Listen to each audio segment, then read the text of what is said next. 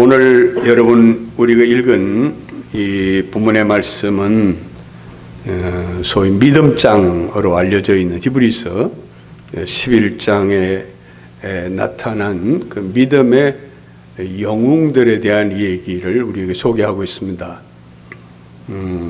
이 11장 중에서 오늘 우리가 본문으로 택한 6절에서 이 8절의 본문의 말씀으로 이 시간 여러분과 같이 은혜를 나누려고 합니다. 이 본문은 우리에게 믿음이 무엇인지에 대한 그런 말씀과 함께 두 사람의 위대한 믿음의 영웅에 대한 얘기를 우리에게 소개하고 있습니다. 여러분, 우리가 하나님을 믿는다. 과연 무엇을 믿는가? 늘 우리가 이런 질문을 합니다. 세상에는 참 신이 많습니다. 사람들이 믿는 신이 얼마나 많은지 모릅니다. 그리고 우리가 기독교만 아니라 다른 종교도 그들만이 믿는 어떤 신들이 너무너무 많죠.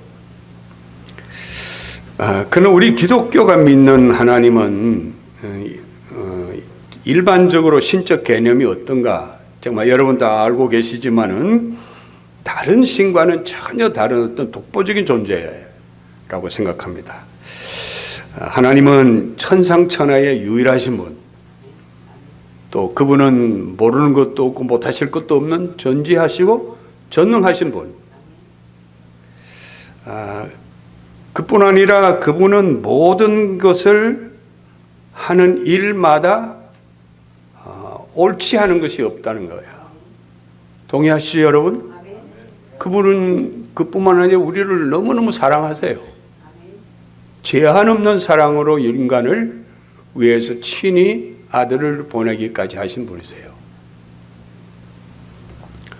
그뿐만 아닙니다. 하나님은 이 보이는 우주와 보이지 않는 영적 세계의 창조자시며 섭리하시는 분이세요. 그리고 그분에게는 그 어떤 한 점의 의혹이나 또 부정함이나 하자가 없으신 완전하신 분임을 우리가 믿습니다. 동의하시죠, 여러분? 그러므로 하나님이 하시는 일은 그분은 하는 일 모든 것이 매양 정당하고 우리는 그런 분을 신뢰하고 있습니다. 우리가 믿는 기독교의 하나님은 이런 분이십니다. 그런데 오늘 우리가 읽은 본문을 보시면 오늘 6절입니다. 하나님께 대해서 히브리서 기자는 어떻게 정의하느냐면, 자, 여러분 제가 다시 읽어드릴게요. 오늘 본문 6절인데요. 믿음이 없이는 하나님을 기쁘시게 못하나니 하나님께 나아가는 자는 반드시 그가 계신 것과 또한 그가 자기를 찾는 자들에게 상 주시는 이심을 믿어야 할지니라. 여러분, 우리가 하나님을 믿는다는 것은 그가 계신다는 것을 믿는 거예요. 맞아요? 그 존재에 대한 확신이 없이는 불가능한 거죠. 계시다는 말은 무슨 뜻입니까? 그분이 여러분 존재한다는 것을 인정하는 거죠. 그럴 뿐만 아니라 그분을 믿고 우리가 따른다는 겁니다. 그러므로 하나님의 존재를 인정하고 우리가 신뢰하지 않는다면 뭐 우리가 이렇게 신앙생활을 할 이유가 없겠죠. 그럼에도 불구하고 불행하지만은 오늘 우리 현실은 하나님이 누구인지에 대한 관심은 별로 없고 그저 그분을 통해서 뭔가를 자꾸만 사람들이 어떤 이익만을 챙기고 얻으려고 하는 그런 일에만 지금 혈안이 돼서 하나님을 믿는다고 그러면서도 하나님을 경외하는 마음보다는 내가 어떻게 더 많은 복을 받고 살까? 이런 사람들은 믿는다고 말하지만은 자신에게 도움이 되지 않는다는 생각이 올 때면 언제든지 되돌았습니다.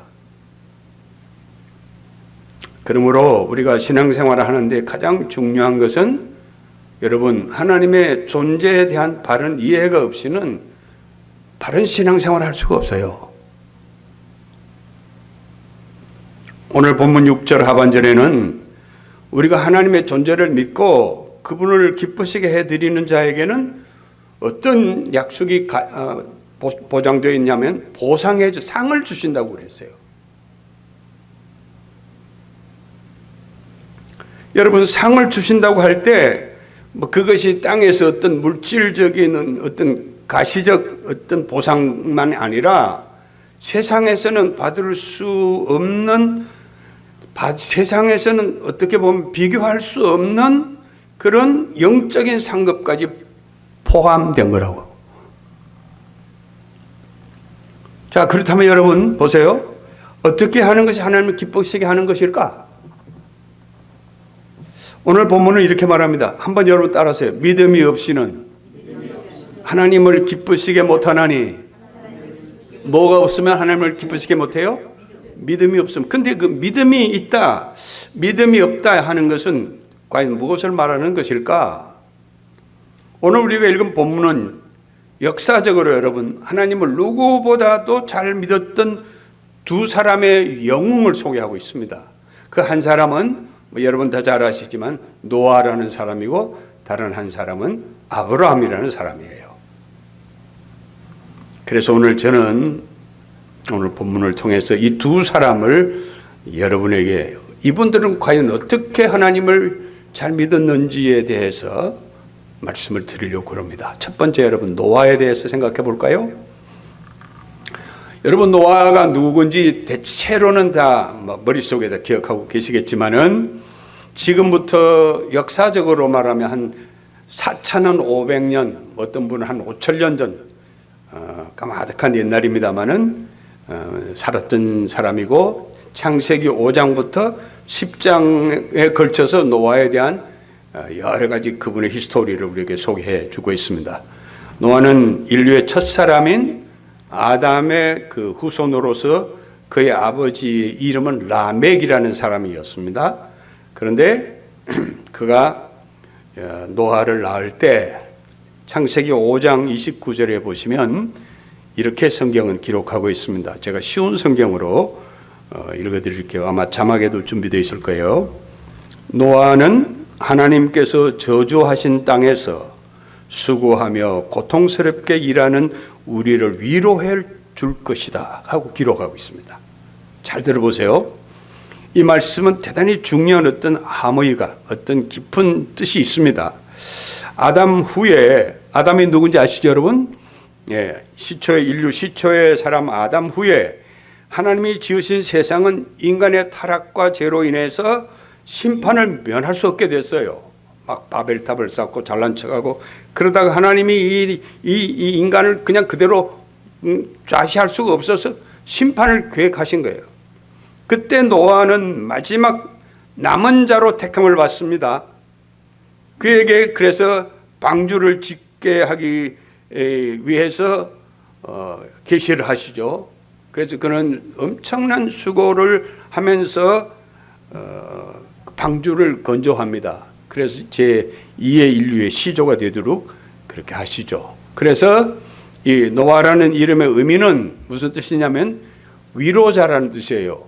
우리를 위로해 주신다, 어떤 희망이 있다는 뜻입니다. 자, 이미 여러분들이 잘 아시다시피 창세기 6장 9절에 보면 노아에 대해 성경은 어떻게 소개하느냐 하면, 노아는 의인이요 당대의 완전한 자라. 그는 하나님과 동행하였으며. 여러분, 그 죄악이 관영했던 그 땅에서 유일하게 하나님이 인정해 줬던 한 사람, 그분은 완전한 사람이래요. 하나님과 동행했대요. 누가? 노아가. 사람들이 막 먹고 마시며 타락하던 그 시대에 이 노아만이 하나님이 보시기에 의롭게 살았던, 아니 하나님과 동행하는 자로서 하나님이 그를 지명해서 인류의 제2의 시조를 삼으신 거예요. 그래서 그에게 방주를 짓도록 명령하십니다. 부탁을 하십니다. 그것은 앞으로 이 땅에 사는 모든 사람들을 홍수로 진멸을 하시고 노아의 식구들을 통해서 새로운 세상을 꿈꾸셨기 때문입니다. 성경에는 그 기록이 없지만은 다른 문헌을 보시면 이 노아가 여러분 100년 동안에 걸쳐서 방주를 만들었대요. 그리고 그 방주에는 자신과 함께 8명의 그 노아의 식구들과 더불어 동물들, 각양각종의 동물들을 다 태웠습니다. 그리고는 여러분 아신 대로 40주야로 하나님이 비를 쏟아주셔서 이 땅은 완전히 홍수로 잠겼어요. 그때 오직 유일하게 노아의 가족들만 구원을 받았다. 다 여러분 아시는 내용이지만은 다시 상기시켜 드립니다. 여러분, 노아에게는 세 아들이 있었어요. 한 사람은 셈이라는 사람이고 함이라는 사람과 누구누구냐? 셈과 함과 야벳. 다 기억나시죠? 이분들을 통해서 이제 제2의 새로운 인류 시조가 되도록 하셨다 하는 것 아마 다 아실 겁니다. 노아가 처음에 이 방주를 건조할 때 나이가 얼마쯤 됐냐면 한 600세쯤 되었다. 600살쯤 됐다. 그런 얘기가 정설로 내려옵니다. 그리고 그 후에 이 방주 사건이 끝난 다음에 한 300년 동안을 더 살았대요. 그래서 노아가 성경을 보면 930세의 세상을 떠났다. 이제 그렇게 기록하고 있는데 아마 이런 얘기를 들으면 여러분 생각에는 아니 어떻게 사람이 900이 넘는 나이를 살 수 있을까 하는 그런 의구심이 생기지 않을 수가 없을 거예요. 근데 여러분 성경을 보시면은 아담부터 시작해서 노아가 살던 시대까지는 지구의 환경이 지금과 같지 않았고 아마 더 사람들이 살기에 여러 가지로 좋은 여건을 가지고 있었지 않았을까. 지금 이건 대단히 그 근거 있는 성서학자들의 설득력이 있는 그런 주장입니다. 그래서 지금 우리가 가지고 있는 이 나이하고는 비교할 수 없는 천수를 누리는 사람들이 있었다는 거예요. 지금 우리 상식으로는 잘 이해가 되질 않지만은 그러나 하나님은 창조 당시에는 인간 수명을 그렇게 정할 수밖에 없는 이유가 아마 있지 않았을까. 그러다가 여러분 아브라함 시대에 오면은 이제 지금 우리 나이하고 비슷하게 이렇게 내려갑니다. 이제 그 후는 나이가 이제 전혀 지금하고 다른 게 없게 됐지만은 아무튼 우리에게 중요한 것은 그 옛날 하나님의 존재를 믿고 그를 섬겼던 이 대표적인 두 사람을 오늘 성경은 우리에게 소개를 해주고 있습니다. 자, 보세요. 그럼 노아는 오늘 본문은 어떤 사람이었는가? 보세요. 오늘 본문 읽은 7절입니다. 7절 제가 다시 읽어드리겠습니다. 믿음으로 노아는 아직 보이지 않는 일에 경고하심을 받아 경외함으로 방주를 준비하여 그 집을 구원하였으니 이로 말미암아 세상을 정죄하고 믿음을 따르는 이에 의의 상속자가 되었느니라. 좀 지우지 말고 그대로 좀 두어보세요. 잘 보세요, 여러분. 한 번 더 읽겠어요. 어떤 분이었는지, 이 노아라는 사람은 어떤 사람이었는가? 믿음으로 노아는 아직 보이지 않는 일에 경고하심을 받아 경외함으로 방주를 준비하여 그 집을 구원하였으니 이로 말미암아 세상을 정죄하고 믿음을 따르는 의의 상속자가 되었느니라. 노아는 여러분 아직 보이지 않는 일에 경고하심을 받아 경외함으로 방주를 준비했더니 무슨 뜻일까? 하나님께서 노아에게 경고했다 그러니까 혹시 오해하실진 모르지만은 원래 이 원문의 뜻은 하나님이 부탁했다 그 말이에요. 신탁이란 말 들어보셨죠? 하나님이 인간에게 부탁할 때 그 신탁이라고 그렇게 말하죠. 노아는 그래서 하나님으로부터 부탁을 받은 거예요. 어떤 부탁을 받았을까요? 온 땅을 홍수로 심판할 텐데 방주를 지으라고 부탁을 한 거예요. 이것은 노아에게 엄청난 축복이죠. 그 많은 사람들 중에 유일하게 하나님께서 노아를 선택하셔서 그에게 이 엄청난 부탁을 한 거예요. 그토록 죄악이 관영한 땅에서 오직 유일하게 이 노아만이 선택을 받고 하나님께서 그로 하여금 큰 미션을 주신 거예요. 내가 방주를 지어라. 경외함으로라는 이 말은 다른 말로 말하면 거룩한 두려움으로 하나님께 대한 어떤 존경심과 두려움을 가지고 그 부탁을 지금 기꺼이 수용하는 거예요. 지금 노아가 뭐 하나님이 무서워서 마지못해서 억지로 방주를 건조하는 게 아니에요. 경외한다고 하는 말은 정말 하나님께 기쁨으로 그 사명을 제가 감당하겠습니다라는 그런 순종이 여기 담겨져 있는 거예요. 그래서 오늘 본문 7절 서두에는 믿음으로 노아는 아직 보이지 않는 일에 대한 확신을 갖고 하나님의 명령을 따르기로 작정합니다. 하나님께 대한 믿음이 아니면 할 수 없는 일이었습니다. 여러분 잘 보세요. 그것도 여러분 생각해 보세요. 무려 100년이 넘도록 방주를 준비한다? 그동안 그가 당한 고통은 얼마였을까? 상상이 안 가죠. 주변 사람들은 다 그 노아가 하는 그 행태를 보고 얼마나 많이 조소를 보내고 비웃었고 얼마나 손가락질하고 비난을 했을까? 뭐 똑딱선과 같은 뭐 조그만 배를 만드는 게 아니잖아요. 여러분 혹시 가보셨나요? 저 미국 인디아나주 포트웨인이라는 곳에 가보시면 성경이 말하고 있는 노아가 건조했던 그 방주의 모양을 그대로 만들어 놓은 그런 모형이 있습니다. 저는 아직 가보지 못했지만 혹시 여러분 가보신 분들 계실지 모르겠는데 아크센터라고 하는 테마파크를 만들어 놓고 뭐 전 세계 사람들이 끊임없이 이 노아의 그 방주를 구경하기 위해서 몰려든다고 그럽니다. 언제 한번 저도 가려고 그럽니다만은 근데 그 방주가 얼마나 뭐 엄청난 규모로 된 사진도 한번 제가 보내드리려고 그러는데 잊어버렸습니다. 3층의 규모인데 모든 각종 동물들이 다 모형으로 만들어져 있다고 그래요. 얼마나 그 규모가 뭐 엄청난지 상상을 할 수 없을 정도로 어마어마한 크기라고 그럽니다. 그런데 노아가 그 당시에 여러분 생각해 보세요. 비도 오지 않는 그 쨍쨍한 한낮에 산꼭대기에서 그 방주를 건조해가는 노아를 바라보는 주변 사람들의 그 시선이 얼마나 따가웠을까. 앞서도 말씀드렸지만은 그럼에도 불구하고 노아는 전혀 미동하지 않고 전혀 끄떡도 하지 않고 하나님의 명령을 따라서 그 방주를 그때는 변변한 도구도 없었을 텐데 그걸 그냥 밥만 먹고 나면 눈 떠서 그 하는 일이 그 100년을 그렇게 했다니까. 얼마나 엄청난 어려움이 있었겠습니까? 여러분 믿음이라고 하는 건 앞서 말씀을 드린 대로 하나님께 대한 전적인 신뢰입니다. 믿으십니까 여러분?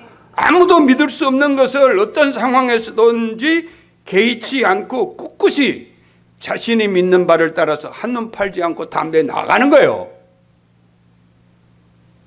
노아는 지금 그래요.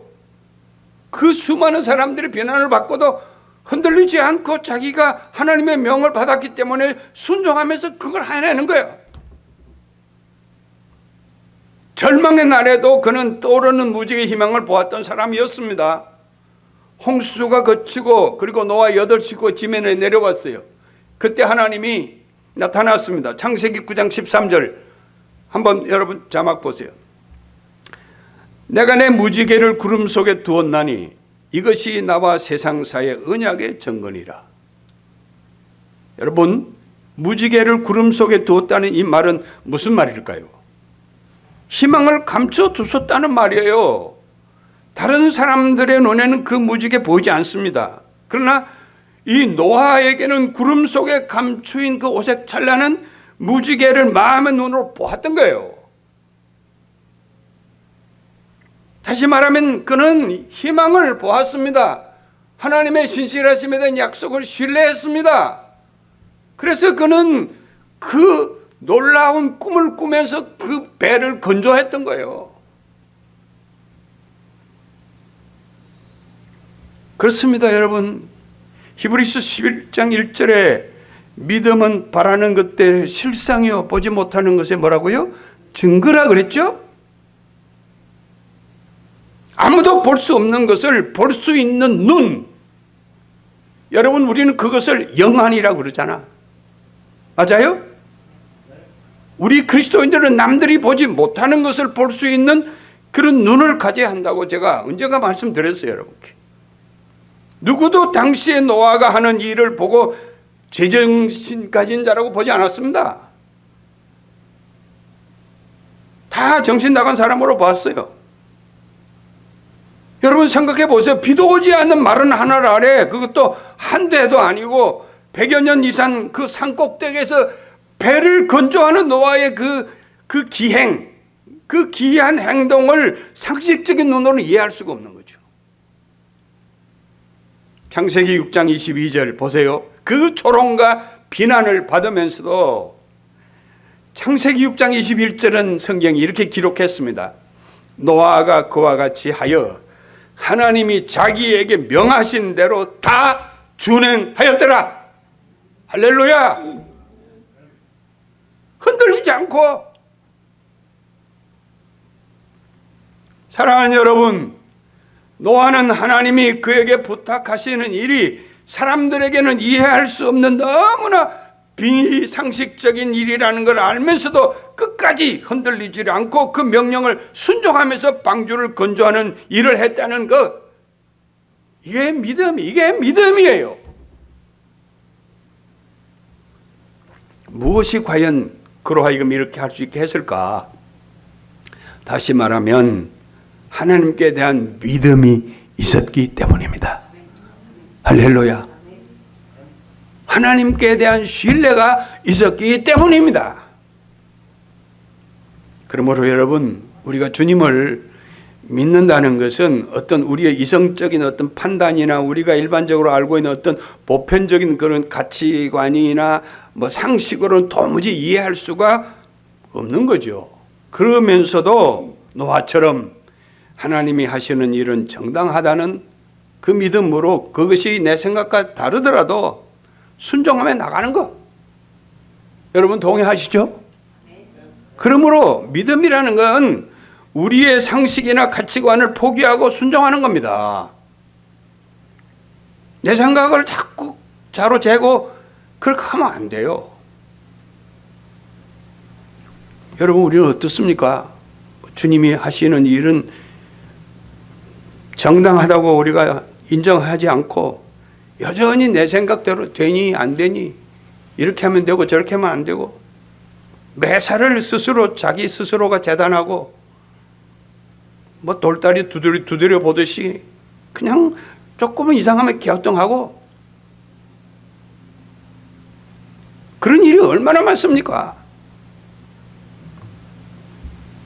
여러분 주목하세요. 모든 성경에 나오는 믿음의 영웅들은 하나같이 모든 사람들이 다 안 된다고 말할 때에 그들은 두려워하지 않고 하나님의 명령 앞에 순종했던 사람들입니다.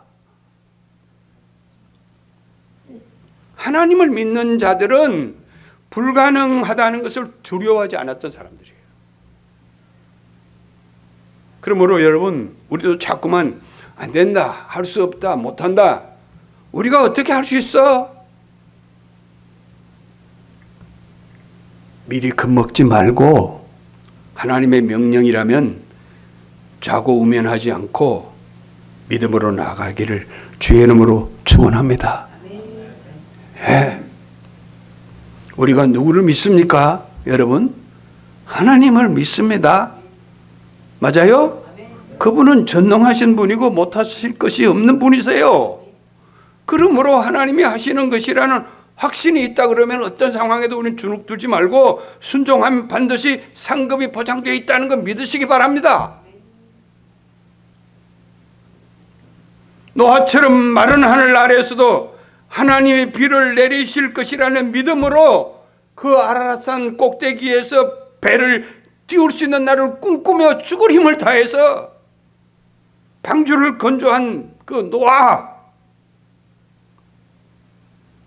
사람들이 막 왕따를 시켜도 전혀 개의치 않고 미친 사람처럼 조롱을 당해도 전혀 그것 때문에 흔들리지 않고, 그런 순종하는 자에게 주어질 보상은 다 죽었지만 그 8 식구만을 살려줘요.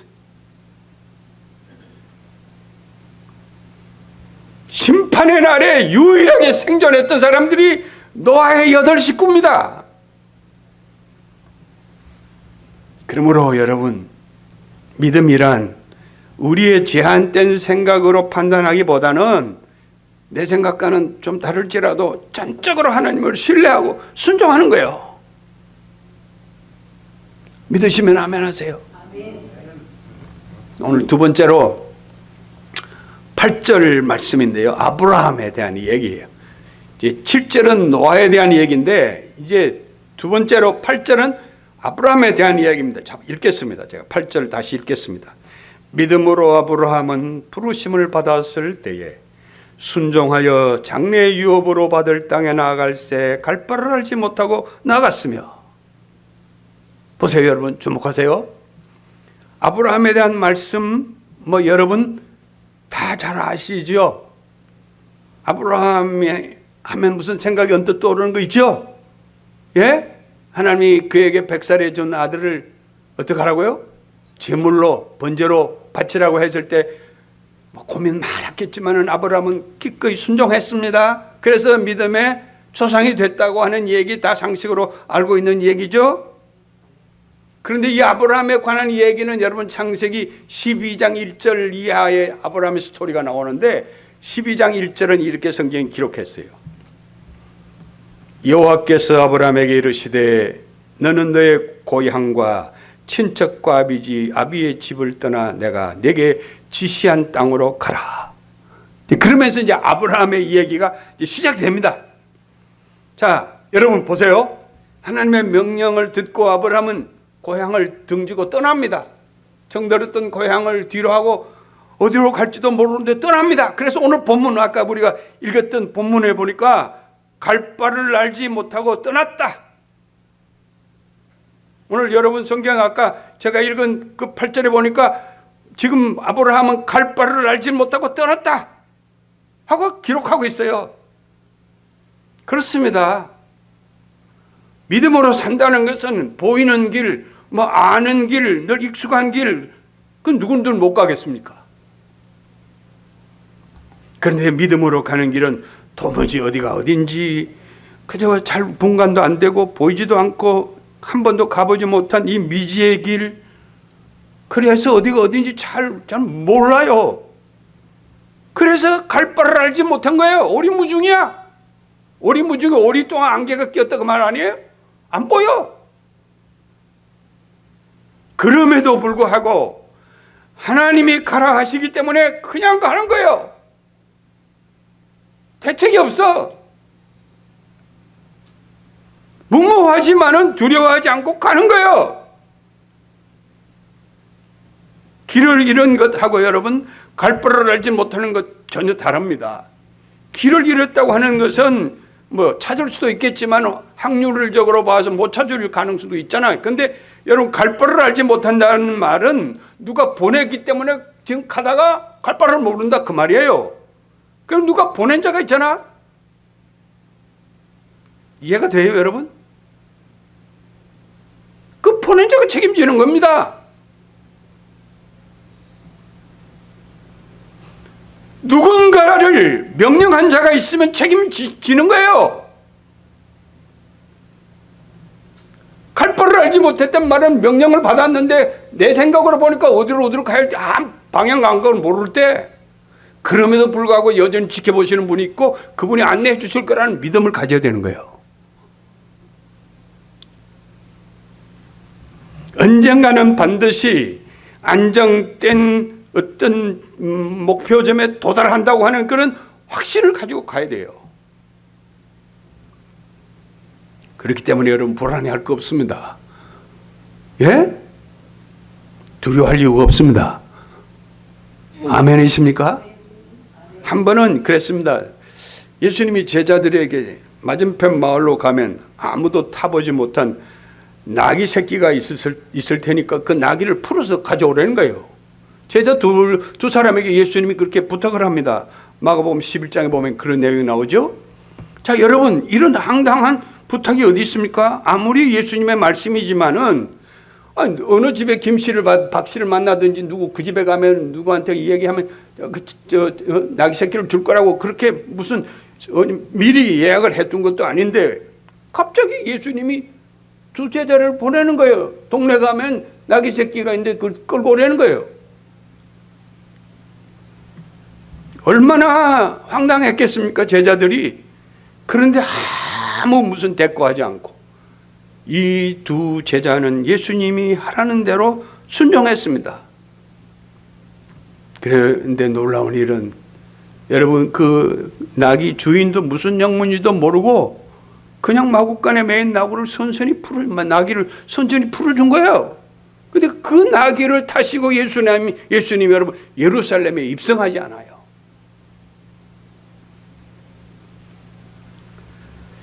우리가 주님을 믿는다는 것은 그가 우리에게 무엇을 말씀하시든지 아무리 우리의 상식으로는 이해할 수 없는 것 같지만 순종하면 대박 난다. 맞아요, 여러분?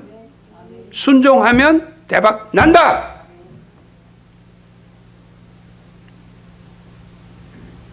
제가 여기서 잠깐 제 얘기를 하려고 그래요. 여러분 기억하실지 모르지만은 제가 1998년도에 베나이스 교회 파송을 받아서 사역을 했습니다. 뭐 당시 상황은 여러분 다 함께 계셨으니까 잘 알지만은 여러분과 함께 참 저는 내 평생 사역 기간 동안 제가 한 3년 목회를 했는데 제가 베나이스에서 최선을 다했다고 생각해요. 정말 제가 심혈을 기울여서 뒤도 안 보고 최선을 다했다고 생각했습니다. 그러면서 열심히 했습니다. 해마다 교회가 성장했고 교회가 좋은 소문도 났습니다. 그때 제가 방송도 했는데 좋은 반응도 있었습니다. 특히 여러분 소그룹 운동의 일환으로 가정교회를 하게 되면서 교회가 상당히 건강하게 잘 자랐습니다. 자라가고 있었습니다. 자, 그런데 그러다가 느닷없이 생각지도 않은 일로 저는 2004년 교회를 떠나서 한국으로 사역지를 옮겨서 한국감리교 본부연수원에 일을 하게 됐어요.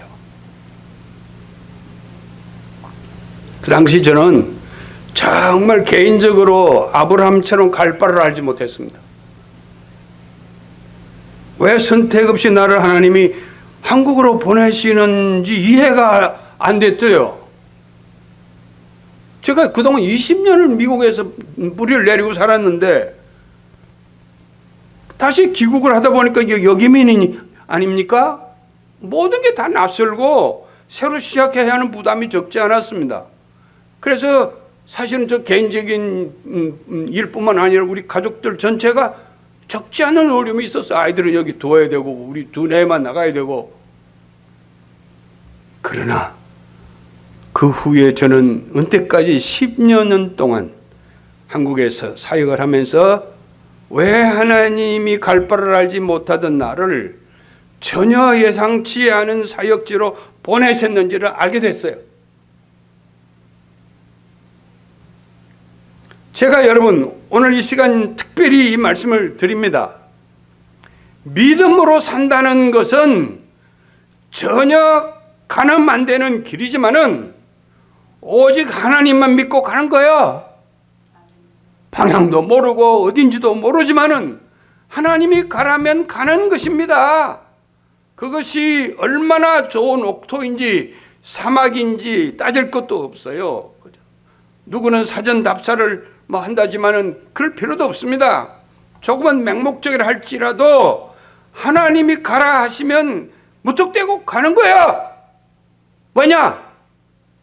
하나님이 하시는 이 일은 매양 정당하시기 때문입니다. 믿으십니까, 여러분? 그것이 좁은 길이라 할지라도, 사막과 같은 광야의 길이라 할지라도, 아니 고난이 따르는 십자의 길이라 할지라도 마지막 끝날은 반드시 젖과 꿀이 흐르는 가나안 땅으로 우리를 인도해 주신다는 확신이 있기 때문에,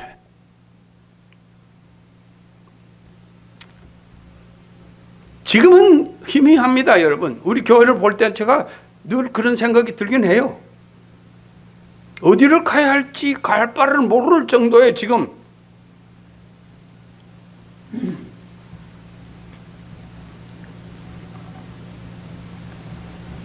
때로는 두려운 마음도 있습니다. 솔직히 우리 그루터기 교회를 개척하라 하신 하나님이 분명히 뜻이 계시다면 여러분 두려워하지 마세요. 놀라지 마세요. 내가 오늘 이 말씀 여러분께 드리고 싶은 거예요. 갈 바 알지 못하지만은 하나님이 보내셨으면 우리를 가나안으로 인도하실 거라고 기대합니다. 우리가 그 일을 위해서 계속 기도해야 되겠지만은 유념하세요. 믿음의 길에 선 자들에게는 우리가 예측한 대로 되지 않더라도 당황할 필요가 없습니다. 왜냐? 우리를 보내신 하나님은 때로는 남들이 가는 길로 가지 않으시고 우리가 예측하지도 상상하지도 않았던 길로 우리를 안내해 주세요. 보세요, 여러분. 출애굽을 할 당시에 왜 모세로 하여금 빙빙 둘러서 광야로 가도록 했을까? 직선 코스로 가면 일주일은 가는데 40년 걸렸어요.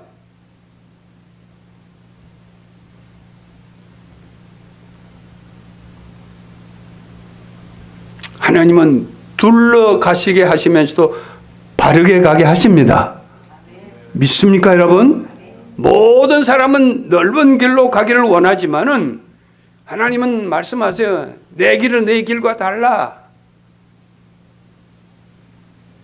그래서 고린도전서 13장 12절 제가 좋아하는 성경 말씀입니다. 지금은 비록 거울로 보는 것처럼 희미하나 그때에는 얼굴과 얼굴을 대하여 볼 수 있는 날이 반드시 올 것이다. 믿습니까? 여러분, 우리 교회는 하나님의 도움을 구하며 그 갈 길을 안내받기 위해서 오늘 예배 후에 우리가 함께 모여서 기도하고 또 하나님의 인도를 받기를 원합니다. 예? 지금은 갈 바를 알지 못하지만 반드시 우리를 하나님이 인도해 주실 것을 믿습니다. 그러므로 여러분, 주의 약속을 믿으세요. 여호수아서 1장 9절 내가 네게 명령하는 것이 아니냐. 강하고 담대하라. 두려워하지 말라. 놀라지 말라. 내가 어디로 가든지 내 하나님 여호와가 너와 함께 하느니라 하시니라. 믿습니까, 여러분? 이 신실하신 하나님의 약속을 우리가 믿고 나아가면 그 선하신 우리 하나님께서 우리를 상상할 수 없는 길로 인도해 주실 거라 믿습니다. 예, 믿으시면 아멘 하세요. 우리 기도하십시다. 우리가 어리석어서 때로는 상황만 보고 두려워하고 갈 바를 알지 못하는 자처럼 방황하고 또 서둘러 주춤하기도 하고 어떻게 하지 하고 낙심하기도 하는 이런 우를 범할 때가 얼마나 많은지 모릅니다. 그러나 하나님, 주님은 전능하신 분이시며 우리를 매우 사랑하시는 하나님이심을 믿습니다. 그러기에 우리가 오늘 이 시간 그 두려운 마음, 그 당황하는 마음, 이 불신을 다 제거해 주시고 하나님께서 우리를 선하게 좋은 길로 인도해 주신다는 확신으로 담대하게 나아갈 수 있는 믿음을 주시옵소서. 특별히 우리 그루터기 교회를 하나님 기억해 주소서. 우리 교회의 미래를 주님께서 가나안으로 인도해 주실 줄로 믿습니다. 우리의 모든 소망을 능히 헤아리시고 아시는 주님, 저희에게 큰 축복으로 더하여 주시옵소서. 예수님의 이름으로 기도합니다. 아멘.